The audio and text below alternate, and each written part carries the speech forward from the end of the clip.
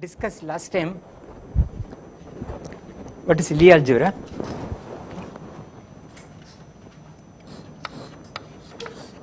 I defined Lie algebra.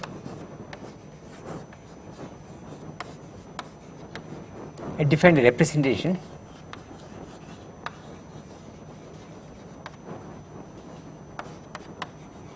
Okay. So now I will quickly go through stuff which are basically valid for all representation theory. Okay.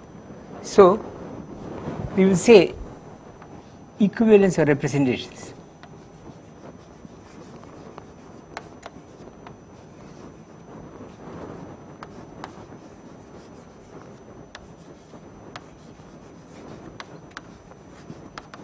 Okay.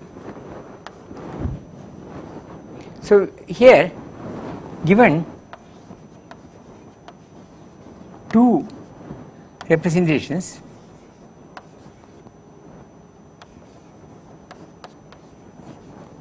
okay, I call it Ti, I equal to 1 2 of a Lie algebra L, okay, on vector spaces V1 V2 Vi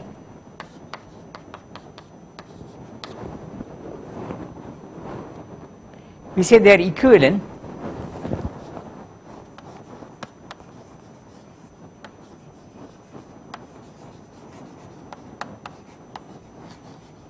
okay, if there exists an invertible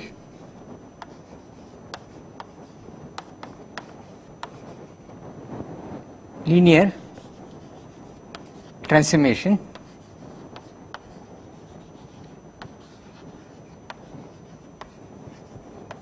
T from V1 to V2, okay, such that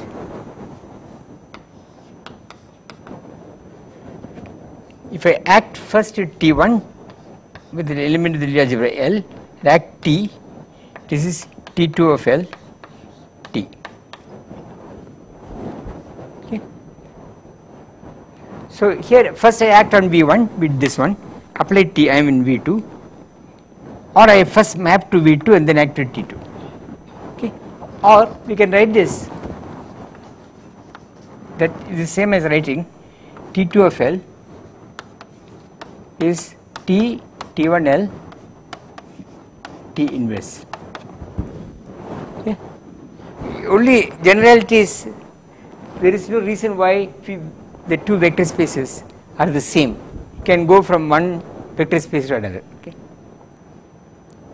So this is the notion of equivalence. Okay. And we should write irreducibility. Okay. Reducibility.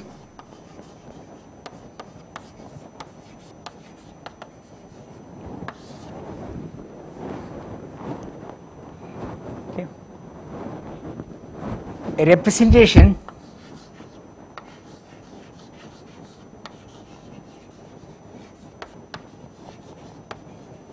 let's say T of L on V is reducible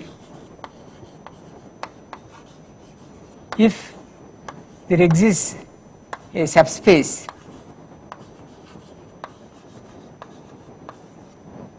V1 contained in V, okay, invariant under T.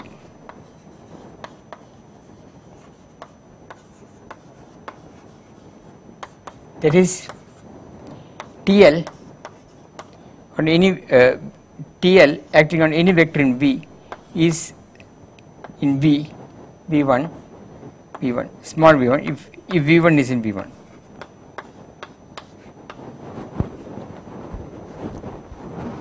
So that is briefly said by this statement here. Okay. It is completely reducible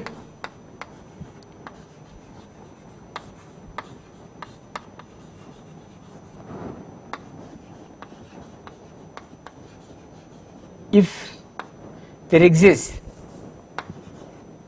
V2 also invariant by T such that V is direct sum of V1 plus V2. Okay. Exactly as in the case of groups. I don't have to keep just this for recollecting quickly. It is irreducible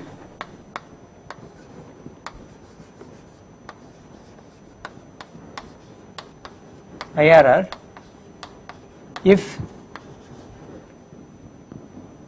there are no non-trivial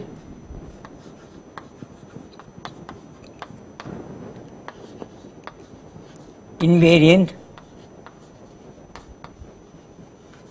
subspace under T except 0 and V.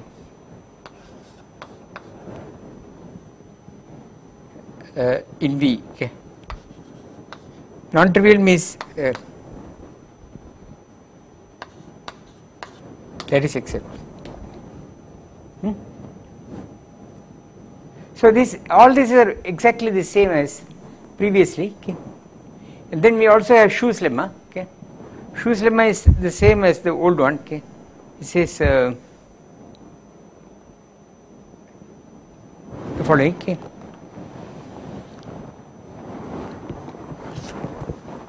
Schu's lemma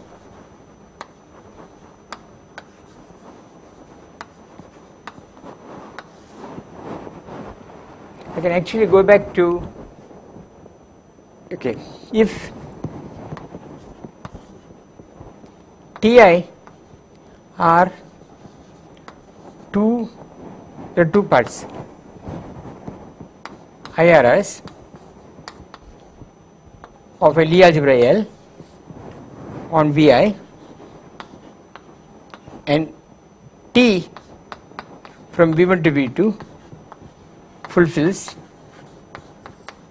this IRS irreducible, okay, fulfills, okay, T1L is T2LT, then either T equal to 0 or okay, B, T is invertible and representations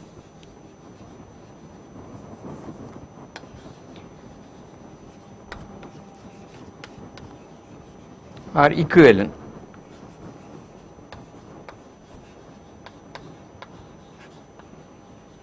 Okay.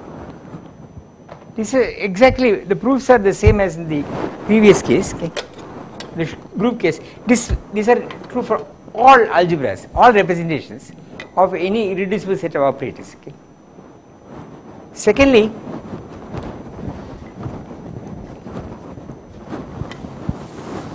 okay, in above,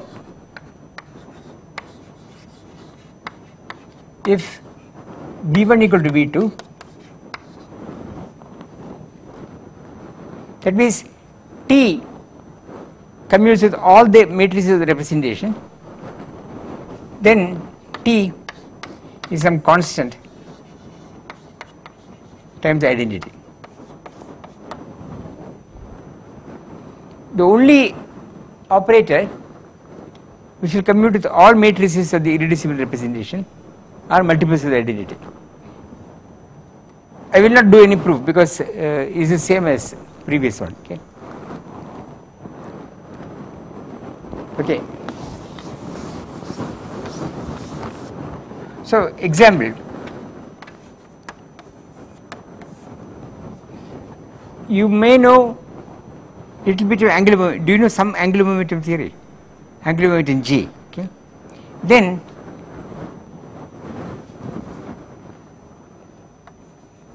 for the Lie algebra,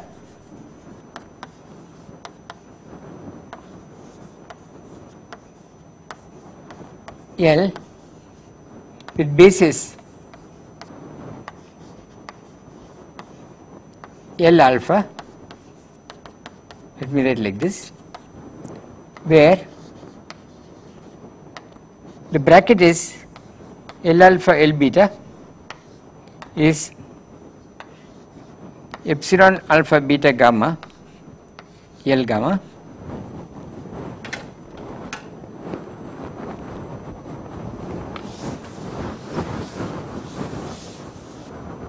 there are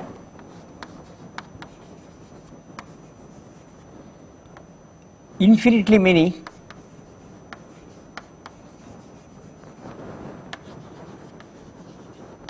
IRRs, okay, labeled by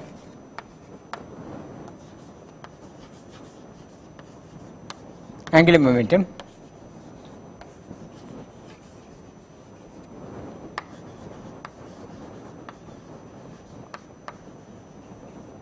J, and J takes values 0, half, 1. Okay. So this is a quantum mechanical thing. We will do it explicitly later. Okay. This is, if you know some quantum mechanics, this is a standard calculation you deduct. Okay. For angular momentum, if Jj are 2j plus 1 times 2j plus 1 angular momentum matrices,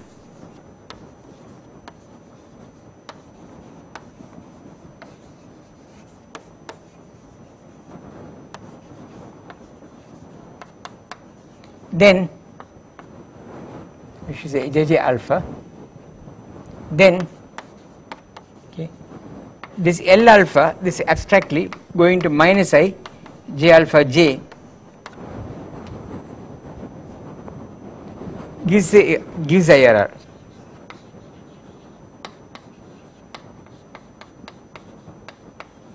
This minus I is because this J alpha, well,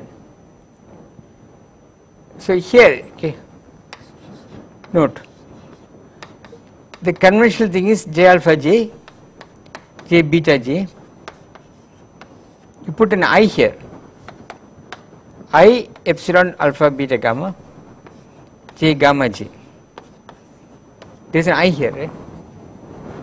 So and this is where matrices are Hermitian, they are anti-Hermitian, but the anti-Hermitian choice there are no I's, okay.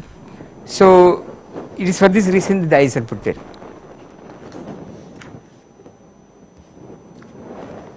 Okay.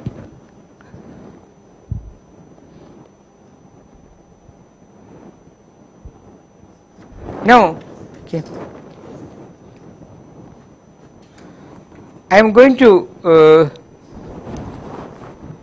take a slight, let me see, one moment.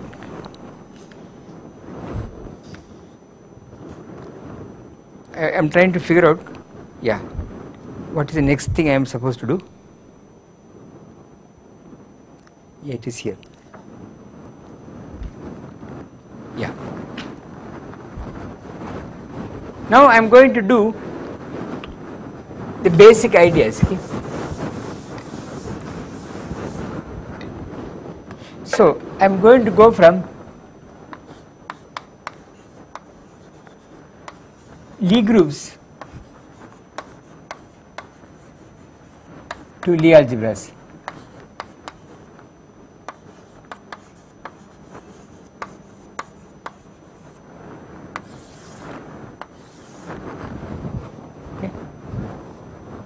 I will show you, I will not prove things, but I will try to give you a feeling, and I will show you how to go backwards. Okay.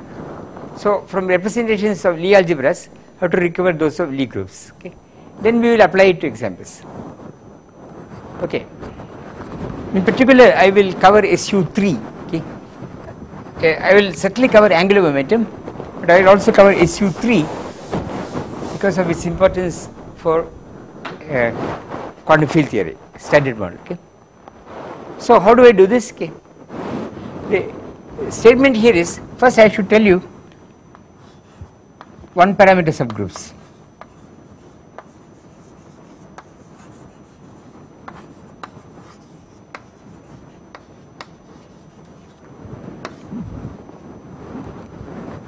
For that, consider the following, okay? A definition. A path in a Lie group G0, okay, is a, let's write, smooth map, okay, T, okay, to G of T. So this is in the group. T is simply a point of the real line.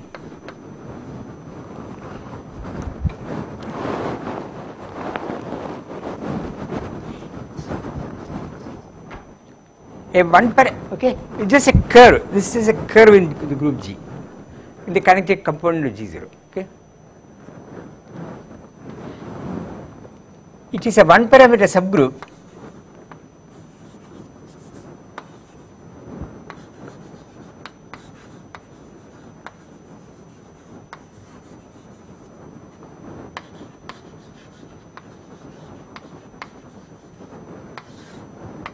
if it is a case that G of T1, G of T2 is G of T1 plus T2. Okay, and we choose G of 0 to be the identity conventionally. Okay. So it is one parameter subgroup is, let me give you an example. Okay.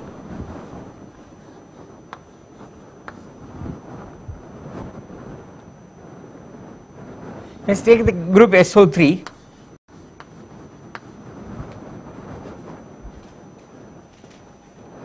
So consider R of T, which is of the form, I will write this exponential IT, okay,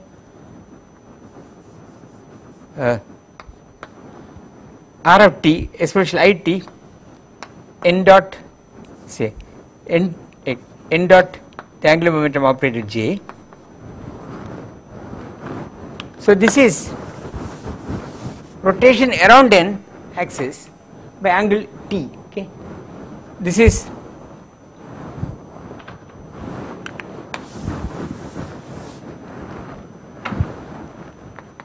rotation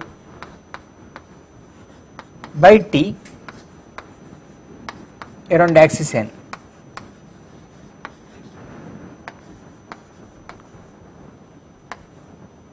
Okay.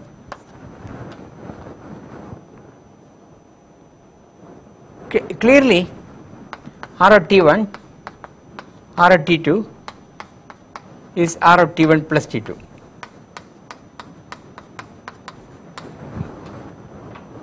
Okay.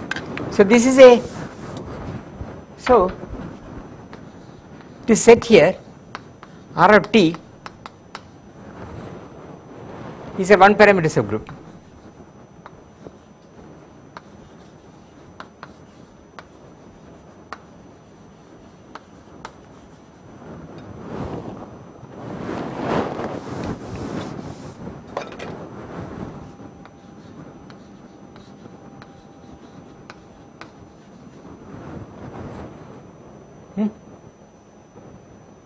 Now, what is the next step?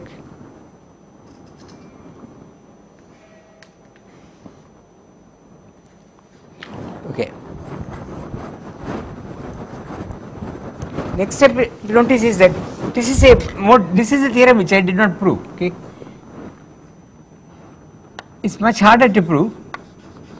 It is proved in this book of many places, but if you look in Thalmann, this is a Benjamin book, small book, there is a proof from beginner's lectures. Okay. Statement is every element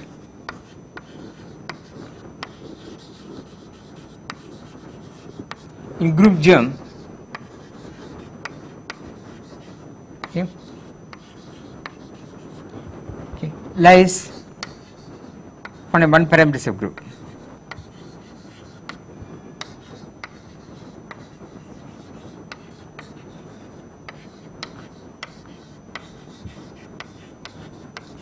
There is a neighborhood group germ, okay, that is there exists, okay, a neighborhood of identity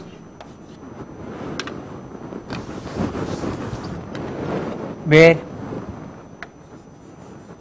that is so. So your identity here says that you can choose some small neighborhood which I will call the group germ, and each of these things, each here lies on one parameter subgroups like so. Okay. This is a much somewhat harder theorem to prove because you have to solve some differential equations. Basically, if you are given, you have to show that given the tangent of the origin of any such curve, I can generate the whole curve by solving some differential equation. Okay? And these people prove it. Now, example, I gave you example here for SO3, okay, but it's a fact that if this is a fact, if G0 is compact, okay, so it's connected, every element, every G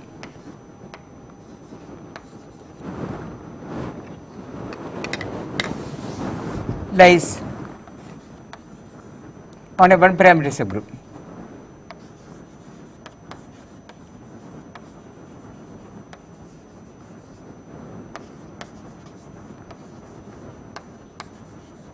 That is for SO3, okay, not so, okay.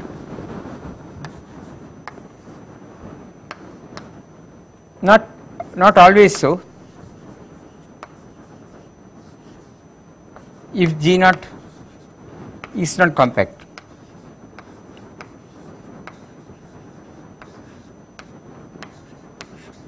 Okay. Thalmann gives an example from SL2R. SL2R is the two-dimensional Lorentz group, 2 plus 1, 2 space in one time, okay. And Thalmann's book here gives an example due to Wigner of an element in SL2R which cannot be written as an exponential, okay. But for SO3, okay, thus for SO3, for R in SO3, so let me prove this result, okay, for fun. You know Euler's theorem. Euler's theorem says, okay, Euler says every rotation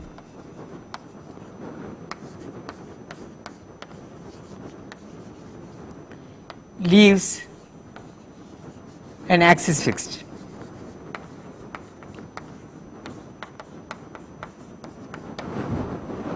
Every rotation, they say is one of the fixed point theorems. If you make any rotation on a sphere, it will leave an axis fixed. The way you prove it is by looking at the eigenvalues of R. Okay, if you know it. Okay, it's a nice theorem. Okay, so axis n hat. So it is a rotation around n hat. Okay. And hence of form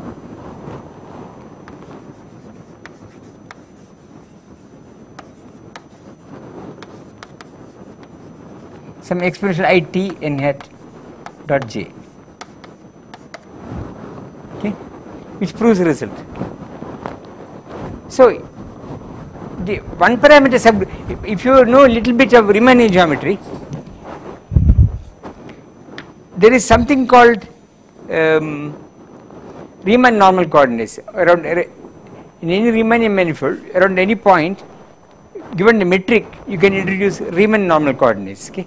So what you do is you go from that point along a geodesic least distance direction and give the coordinate to that point depending on the distance you go for the metric. That is what we are doing. This if you take the origin, okay, so in a small neighborhood every point can be parameterized by a direction and a distance, right? The direction in which the one parameter group is going and the amount t by which I had to move from the origin. Okay.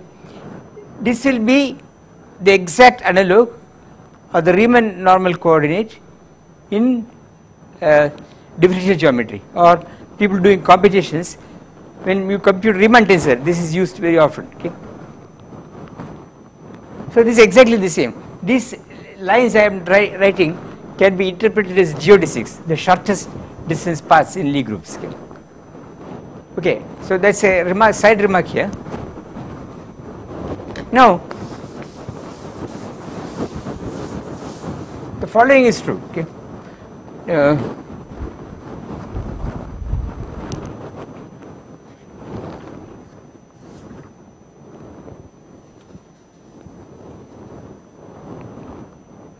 Okay. Now, the second thing is the following. Okay.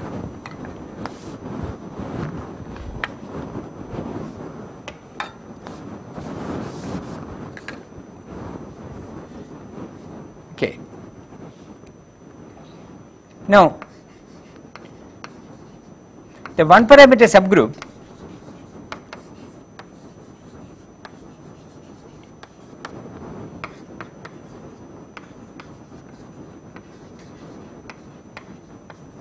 is completely fixed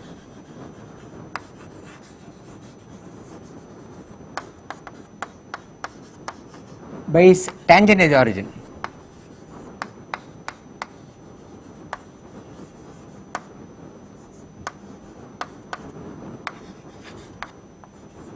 At E. It's almost clear because I will take off from there in the direction of the tangent. Okay. For example, this SO3, and I look at R of t, okay, which is exponential I t n hat dot j. Okay. The tangent at the origin in local coordinates is tangent at origin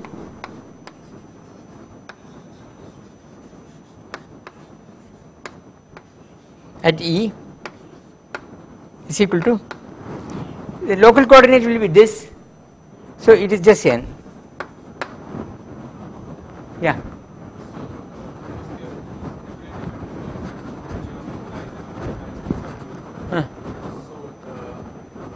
So isn't this obvious to say that group germ, which is a neighborhood, can be thought of as a patch in Rn? It is it is a patch in Rn. Any point will have some coordinates. In that patch there will be local coordinates, sure. Coordinates, yes. And I can think of the local coordinates as a one parameter subgroup. That you cannot do. That you cannot do, because the group tells you how to compose the parameters, right?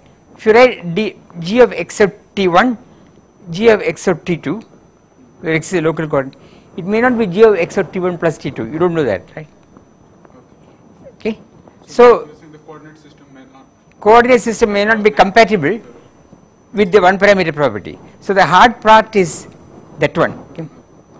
So it requires some proof. It is not obvious. Okay.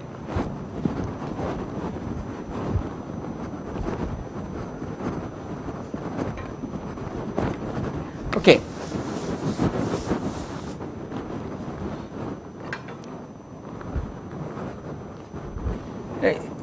then another thing, the theorem is also for every tangent at origin at E, okay, say every tangent psi at E, okay, there exists a one parameter subgroup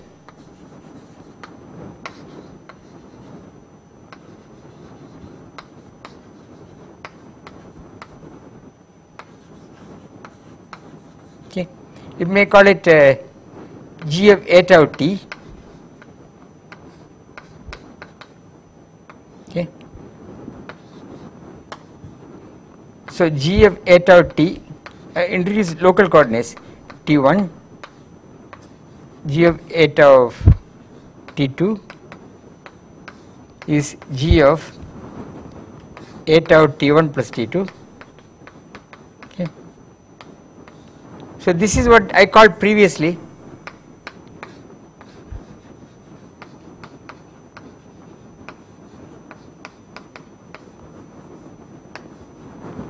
I call this whole thing, but I introduce a local coordinate now. Okay. For every tangent psi is a local coordinate, there exists a one parameter subgroup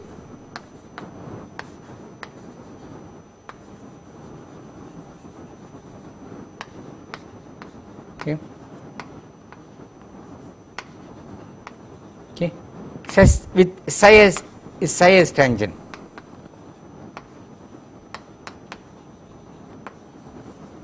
That is eta dot at 0 is psi. Okay. So there are one parameter subgroups taking off in all directions, okay, in G0 at the identity. Okay. So the set out the tangent space at the identity label all the one parameter subgroups. Okay. So there are as many okay. So the space of these tangents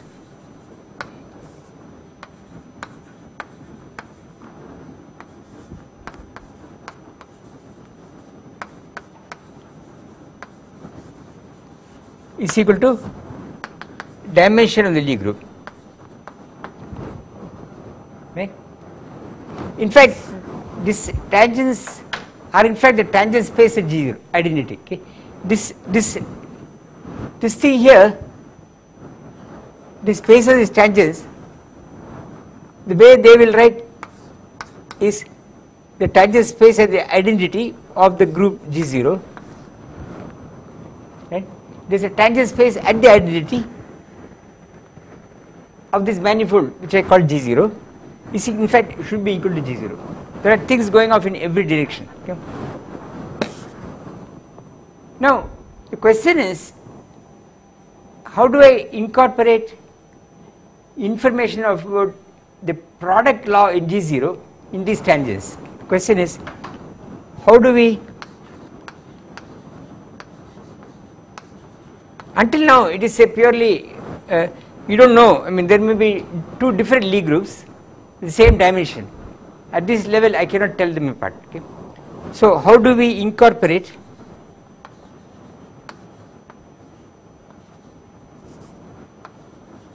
the information of product rule on G0? Okay. Until now that information is only very vaguely there. Okay. So how do I do? That is where the structure constants come. Okay.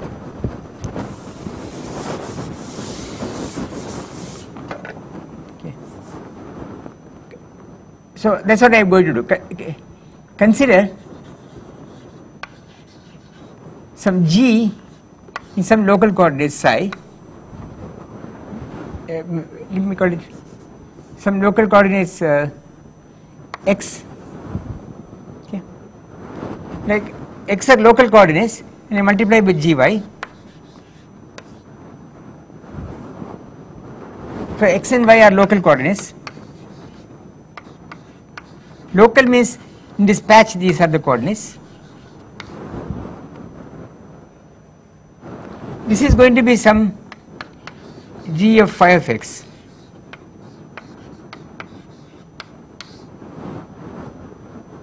So this is the way this coordinates encompass a group law. Now set C alpha beta gamma, okay, as d2 phi alpha of xy or dx beta dx gamma at x equal to 0, dy gamma at x and y equal to 0.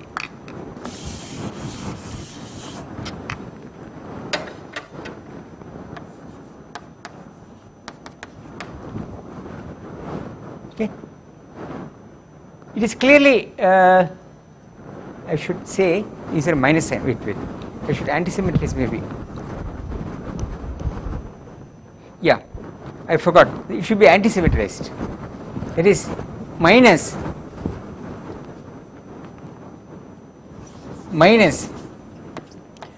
beta gamma, okay, xy equal to 0.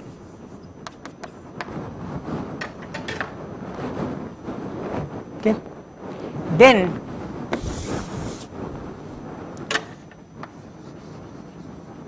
C alpha beta gamma is minus C alpha gamma beta by construction. But what is far less trivial is fulfills Jacobi identity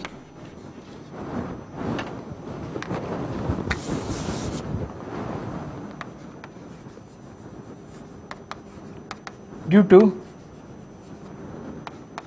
associative law of group multiplication.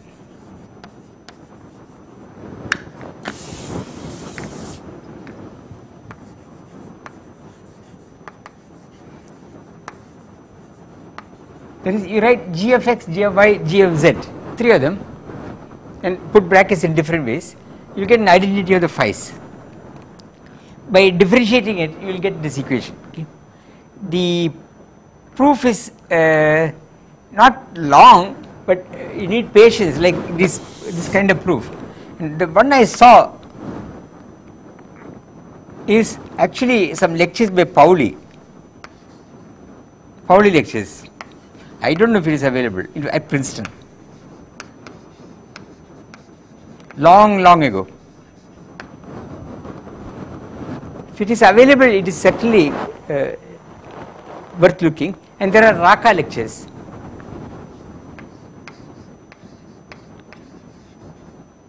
Some lectures. Again, I think in Princeton.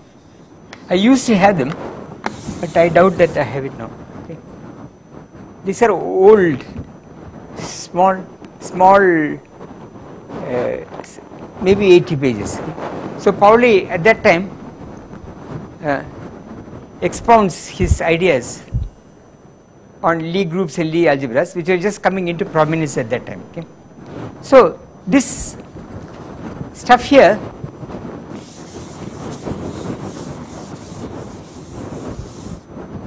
incorporates some of the associative law of the group. Okay. I will show you how to calculate it without going through these phi's in most cases. Okay. Otherwise, it will become a hardship, because computing these local coordinates, it's not very nice. But there are some other rules. Okay. So now convert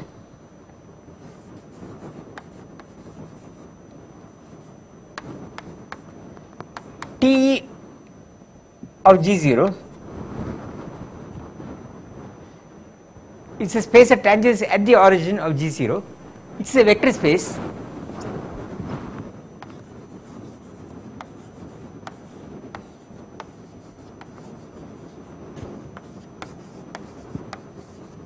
which is space of tangents to one parameter subgroups, by setting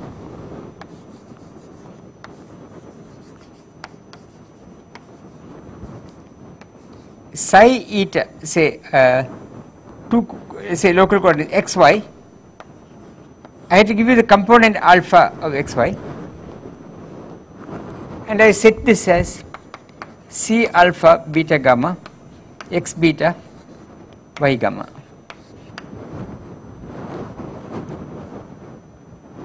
I convert T, which is X space, okay, into a Lie algebra.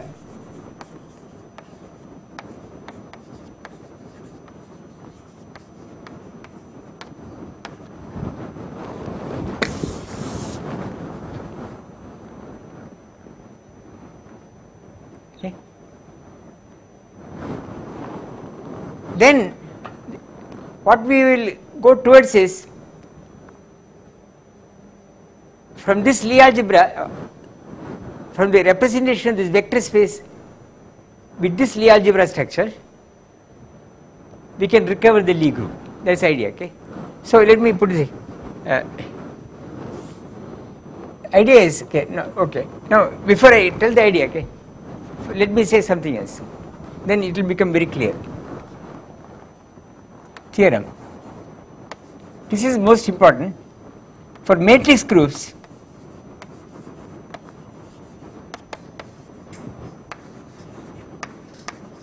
Okay. Suppose the group is given by matrices, okay. Then let me put it in the way I have written here.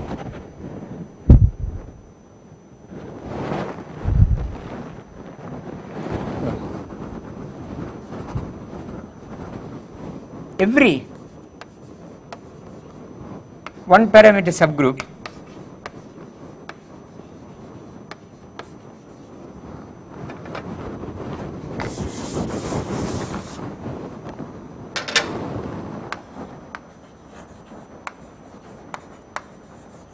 is of the form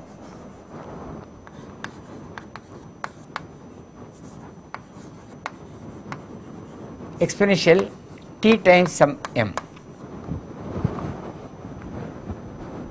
M is some fixed matrix. Okay. We will be able to easily find out what are the allowed m's. Okay. Where the allowed m's, this is the most important thing.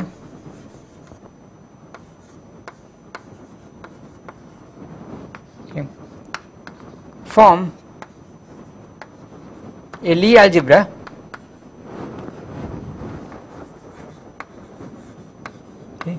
under commutation.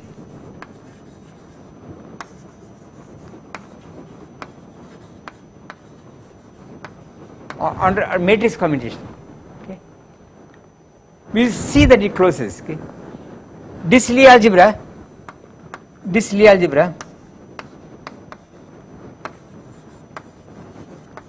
is isomorphic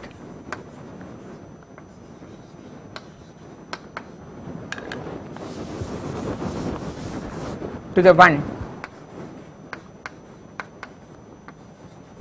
using local coordinates.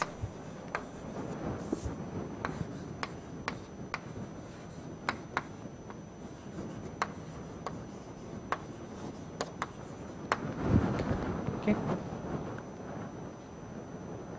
Emphasis. This is how we usually find the Lie algebra.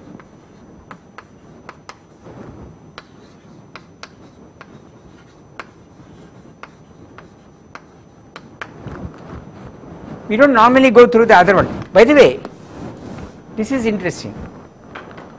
One of the earliest set of lectures on Lie algebras and Lie groups was given right here in math science. Okay. By the lectures, I think, are available here, and it is due to Lachlan O'Rafferty. It's called lectures on local Lie groups. I think it's called Laughlin O'Rafferty.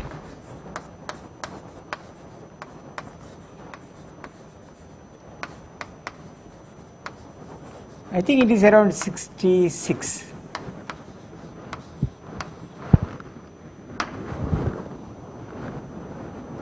It must be here. It was an IMSC publication long ago. Okay, and it is one of the very first in this whole business. Okay, 60. Yes. 64. 60. See, this interest in Lie groups and Lie algebras because of particle physics started around that time, and Laughlin did a systematic review of Lie-Carthat theory in a form adapted to physicists. Okay, so he classifies all Lie groups, Lie algebras, this stuff like G2.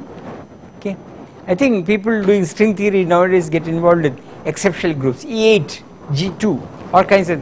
He discusses all those things there, and just before couple of years before that, I think 1964, 62, Salam, a 3 essay. This is also this goes in another way. Okay, classification of Lie algebras using what is called Dynkin diagrams. He was among the first person to find out that these diagrams are very useful. Nowadays this is used in many places. Okay, for example, people doing conformal field theories. Okay, so he reviews it using some publication from the then Soviet Union, and Laughlin talks about this thing here. Okay, Laughlin is much more pedagogical, slowly goes. Okay, okay, that reminds. Now this is very useful. So let me see what happens. Okay, example. Let me consider the group SO3. Okay. I want to find out R is in SO3 implies R transpose R is 1.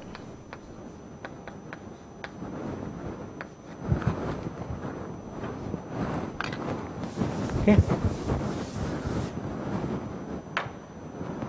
If R or T, okay, is in the form exponential Tm, so it is a one parameter subgroup.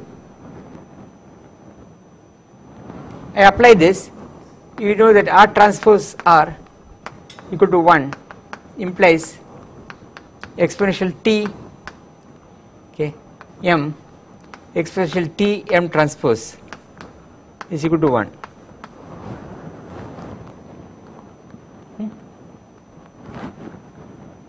Yeah, if you like this, okay, expanding power is at T, okay, implies expanding power is at T, okay, you get M transpose plus M is 0.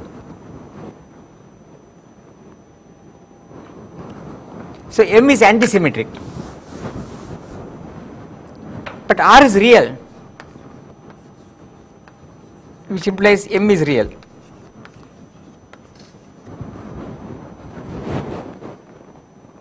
Okay, so M is real and antisymmetric. So any M is equal to is a linear combination of antisymmetric matrices. Okay, we found what they are. They are of the form psi alpha L alpha.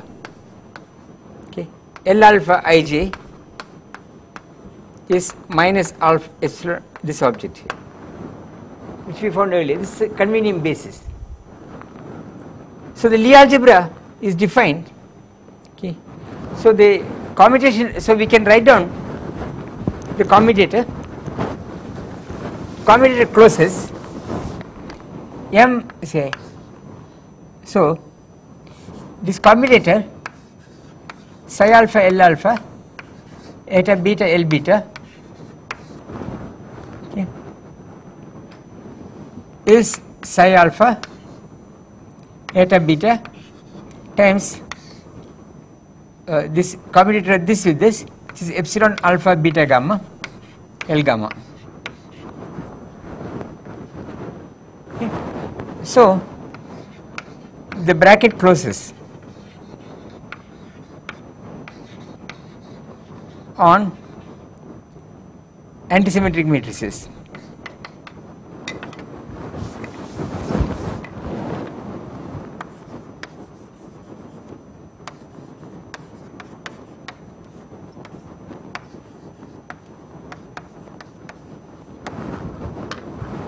This is not obvious. It is related to his question. The fact that it closes is not obvious. In local coordinates we will write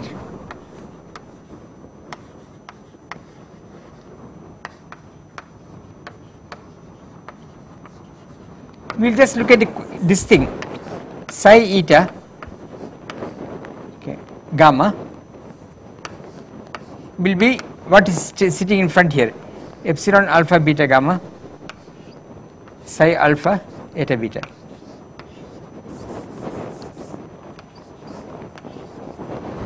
So if I introduce local coordinates, namely the size, on the Lie algebra or on the matrix when you exponentiate it, the corresponding Lie bracket will be this.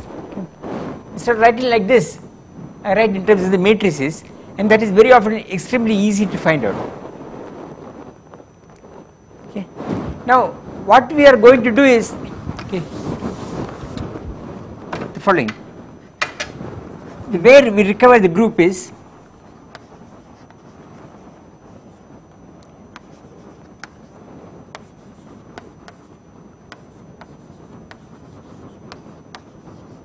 okay, we can calculate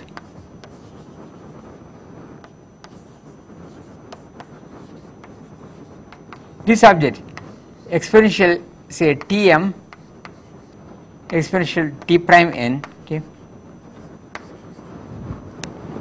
the product using, okay, the Baker-Campbell-Hausdorff formula. You know what is it, right?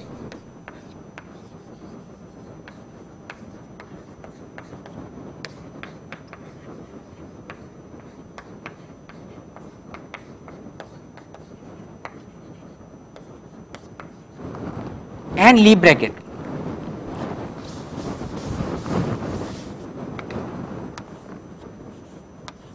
Tell what this is in terms of the original elements.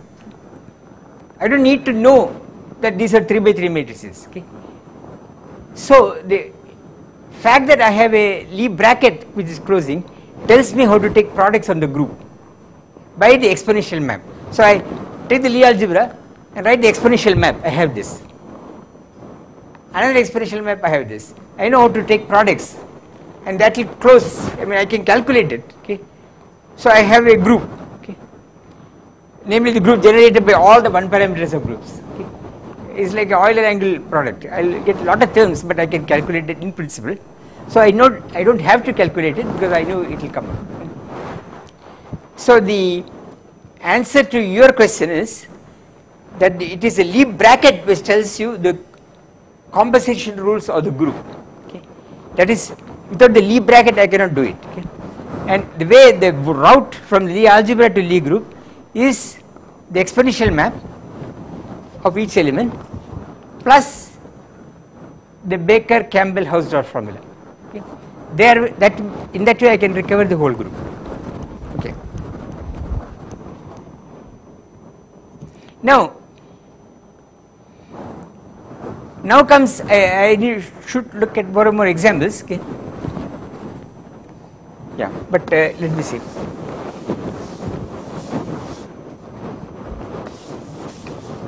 If you like theorem,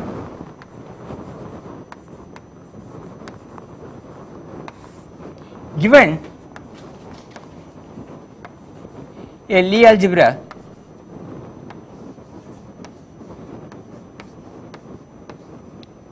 L, let me say, okay, with okay, structure constants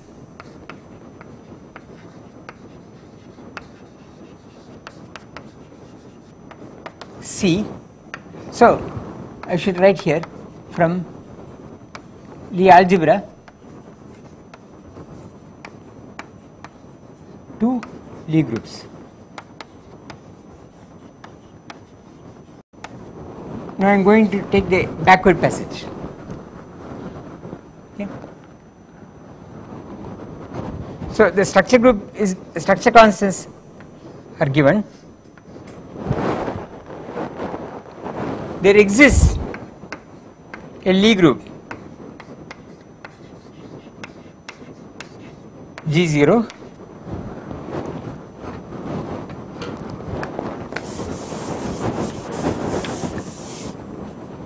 with a phi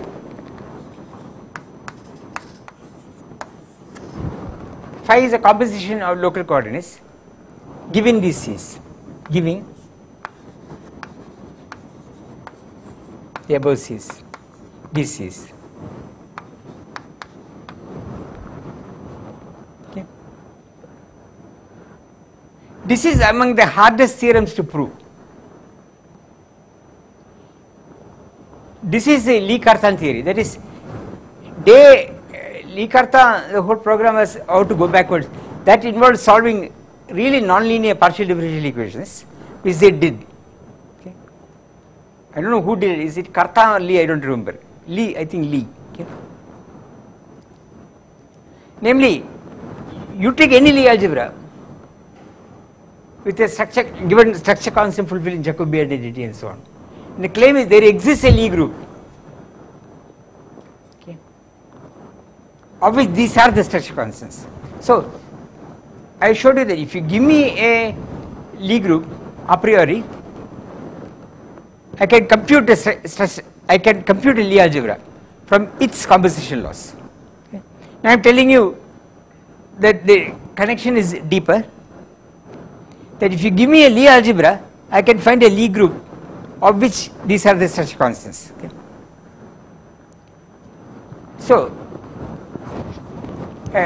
So this is correct. Okay, I will come next time. I will remark.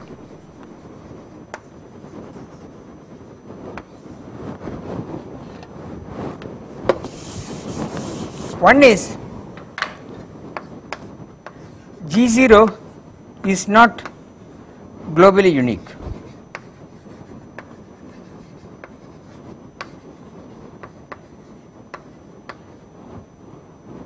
May not be.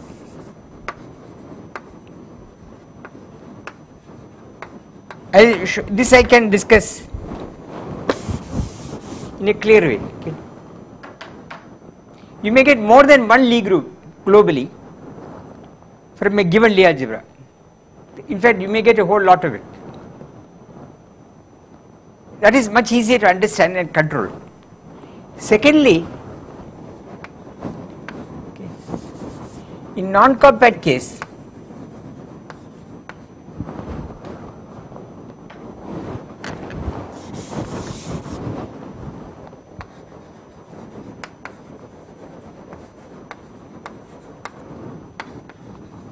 okay. Okay. Let me say, okay, there are issues of defining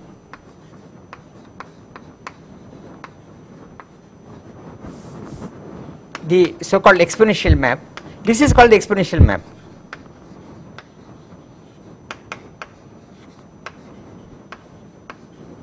What is exponential map? From the Lie algebra, take an L. The exponential map is just replace it by exponential of L. Okay. And this is supposed to go to some group. Okay. So what we are doing is taking this L and exponentiating it, right? T I put here, but that can be absorbed in the L definition of L. This is a vector space. But to define this, for example, when I compose this, I have to use Baker-Campbell-Hausdorff formula. So there are infinite series you get. Okay? So there are questions of convergence, and in the non-compact case, they become issues. I mean, you cannot. In fact, things can and will diverge in many cases. Okay? In the non-compact case, I mean, compact case, finite dimensional matrices, no problem. But if you deal with infinite dimensional cases like Poincare group, there is a non-trivial issue of convergence. Okay? And controlling these convergences and seeing what happens has been one of the big problems, okay, in understanding non-compact groups. I mentioned this works of people like Harishchandra. Okay, they made their name. Also people like Gelfand. Okay, all these big names. Okay, working in representation theory. One of the major issues is exactly this meaning of this exponential map. Okay, so this gets completely messed up with operator theory. Okay, group theory gets completely. You get a big masala with operators, their domains. When you define, can I multiply two operators? On what kind of domains can I multiply two operators and exponentiate? All these issues come. But the thing I wanted to tell, so I just want to mention this, but this map is called the exponential map, okay, and it is supposed to be onto a neighborhood of the group germ. This exponential map is onto this small neighborhood of the identity, okay, or the group. If you go from the group to the Lie algebra, then the exponential map maps you from the Lie algebra, the tangent space, to a small neighborhood of the identity or the group. Okay, so this is called the exponential map. It is the same map that underlies this Riemann normal coordinates in gravity. Okay, but if you are just given a Lie algebra and ask when can I exponentiate, then unless you already know there is a group, okay, it leads you to all kinds of problems, okay, of which I have only vague control. So next time I will pursue this and show you when this non-uniqueness comes. What is the reason for this non-uniqueness? Well, SO3 and SU2 is a canonical example, and that will bring us to topological ideas like connectivity of a Lie group. Okay, so I will explain that to you. Okay, then I will hopefully start doing actual representation theory of Lie algebras. Okay, you already should see that this is very general. So if I take a representation of a Lie algebra, that is also a Lie algebra. So I can also exponentiate it. Okay, I will again get a Lie group. Okay, what is the relationship of that Lie group with the original one? Okay, I start from some G0, find a Lie algebra, find a representation. It is isomorphic Lie algebra. I exponentiate it. Do I get back some representation of G0 or what happens? Okay, you have no guarantee exactly what will happen. No, so anyway, that kind of question we will deal with and show that in fact you can use it effectively to find representations of the Lie group itself. Okay.